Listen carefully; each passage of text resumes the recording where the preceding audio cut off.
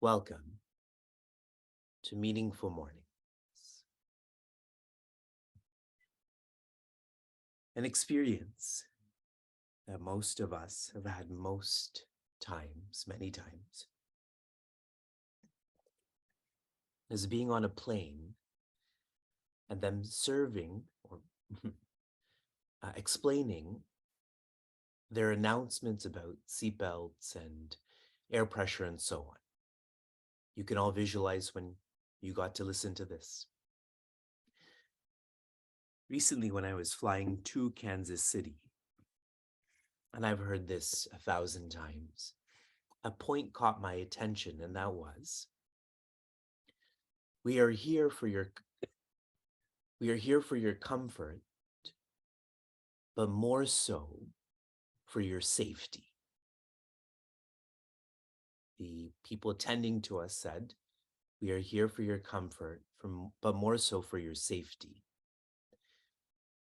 And as I reflected on this, I reflected on the role of a guide. A guide is here for our comfort, but more so our safety. Change the words comfort to compassion and safety to challenging. Challenging. To have one who challenges us to be better in every way, every day, that is more important than having one who's compassionate with us. Because only one who's at a higher evolution can share that this is how you can be better. This is how you can be higher. I want you to reflect on that as we complete the final week of Meaningful Mornings for this season. Meaningful Mornings is a way for us to be in the trust triangle, to challenge ourselves every day in every way. That's how we want to be happy, correct? Every day in every way.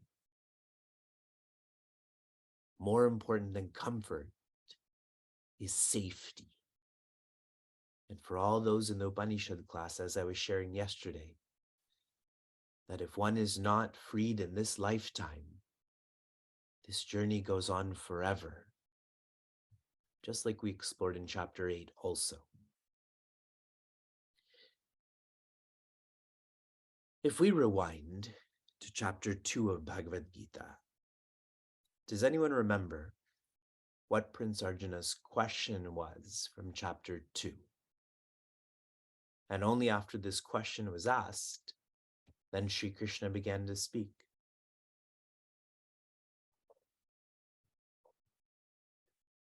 His question was,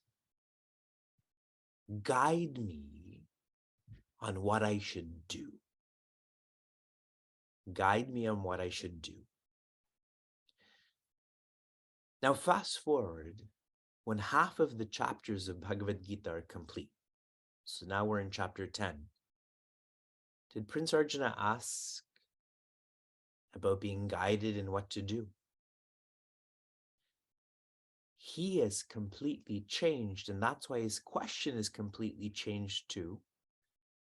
Not what I should do, but rather, who are you?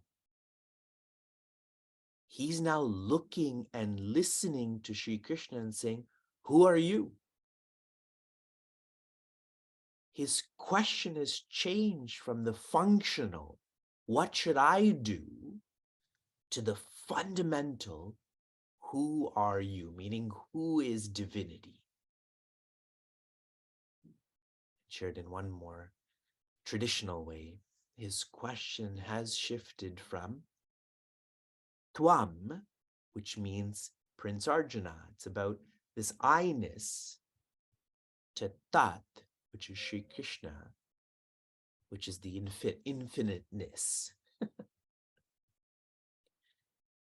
I'm sharing this with all of you because I'm sure you've made this connection, but more important than that is, has your question changed?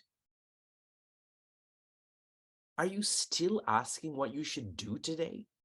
What you should do for vacation? What you should do for this functionality and that functionality? The question is to change, and that will only happen when our purpose changes. In chapter 10, Prince Arjuna shares with Sri Krishna, I want to see you. It is not about Arjuna or Pandava, even Dharma anymore. Just about Krishna. And Sri Krishna responds by giving Prince Arjuna a plan. You want to see me? You're always looking at the great. Start to look at the greatest and then go beyond. That's me. You'll see me. Now in the beginning of chapter 11, Prince Arjuna expresses with evolution and impatience, I want to see you, period. Don't give me a plan. I want to see you, period. There's no intellectualization in Prince Arjuna anymore. He's done with that game. Enough. He wants this to be his experience. And that's shared in verse 2. I'm reading the translation. The origin and destruction of beings, verily, have been heard by me in detail from you, O lotus-eyed Krishna, and also your inexhaustible greatness. I really like this word, apyaya.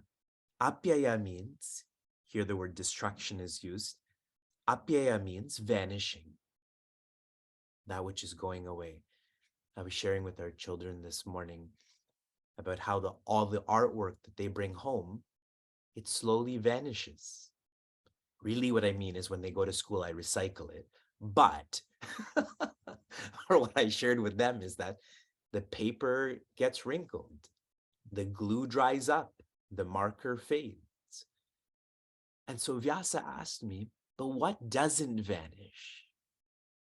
And I said, whatever you learn inside.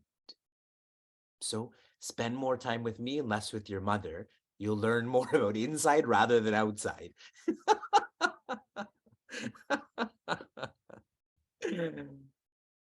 And Prince Arjuna knows this, which is why, again, he's shifted from Arjuna, Pandava, Dharma to Krishna, the one who doesn't vanish.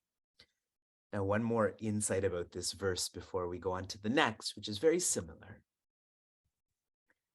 The deeper you become, the higher your role models, your trust triangle will become.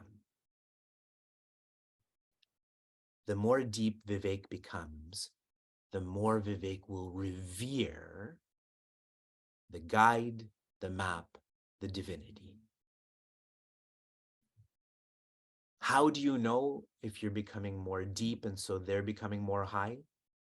What you talk about changes. See Prince Arjuna's question.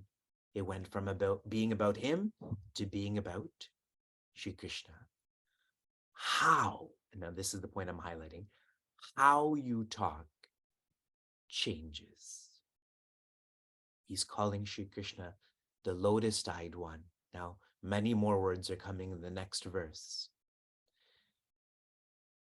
In our culture, in Sanskrit, we don't just have first and second person. First is I, second is you. We have a third person also. And the reason for that is to offer such reverence. That I'm not on the same equality as you. You are there. And that also indicates I'm here as in depth. With the trust triangle, when I interact with Pujya Swami Tejomayananda, and suppose I wanted to ask him how he is, I would not say, Guruji, how are you? And then give him a high five. I would say, how is Pujya Guruji doing? He's not my equal. Remember, I gave you that vantage point. He's up there challenging me that you can be up here too. The divinity and the details of Bhagavad Gita and our culture are surreal. You know, we feel overwhelmed with stress. This is an experience of being overwhelmed with appreciation. Verse 3.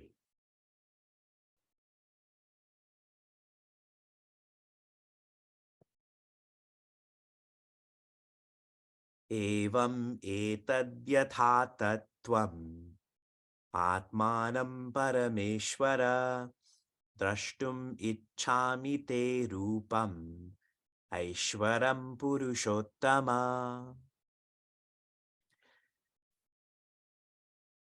Evam etat yatha atha, which really means all that you have declared and described. These very technical words, as in non-philosophical words, mean all that you have declared and described. He's referring to chapter 10. All that you have declared in detail in chapter 10. He's acknowledging that Shri Krishna has been answering his question. Atmanam Parameshwara, that you are the center of all, and you are not just in a locality, you are pervading. That was the theme of chapter 10. The second quarter is where Prince Arjuna is not just acknowledging that I've actively listened, now he's proving it, correct? He's using words that Sri Krishna emphasized, being the center of all, being beyond all. Drashtum, to see. Ichchami, I desire. Rupa, form. Here's where, with social media, we'd say, I desire to see my own form with a filter on it. How will I look in 25 years? He says, Te. I desire to see your form. He is forgetting about himself. He wants to see Sri Krishna. Aishwaram Purushottama. Aishwaram is a word that describes Bhagavan.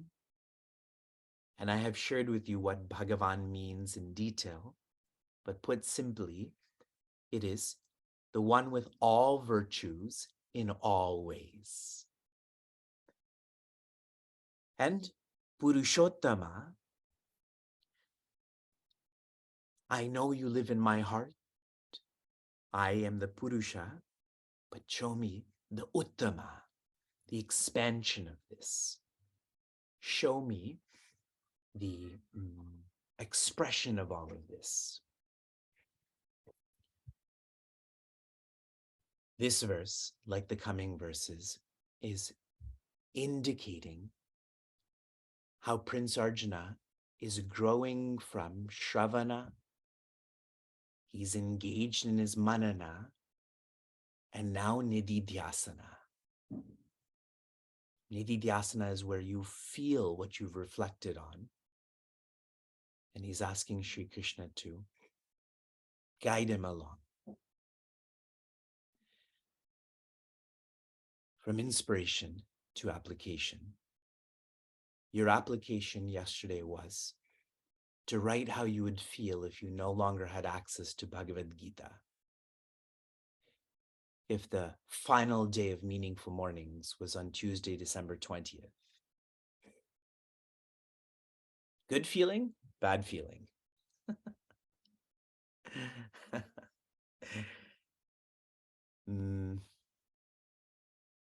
For myself, if this were the case, I would invest intensely until Tuesday, December 20th in Bhagavad Gita and Meaningful Mornings.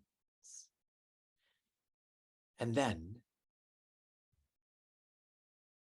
philosophical death is when one is no longer remembered.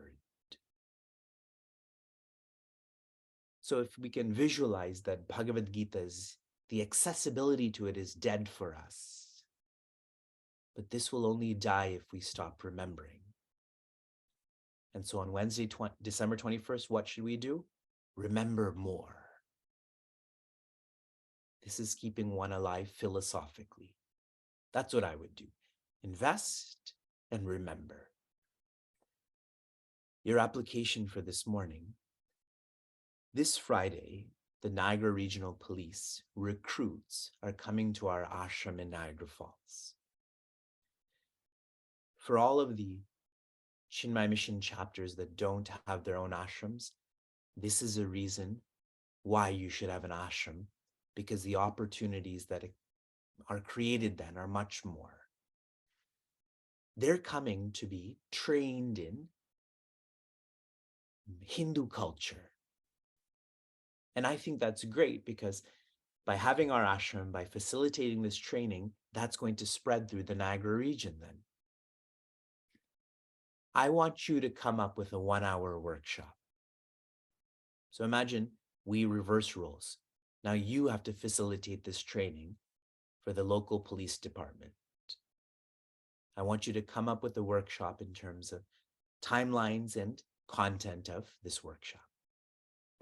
Shanti, Shanti, Shantihi. Be safe, be sound, be serene, be joy.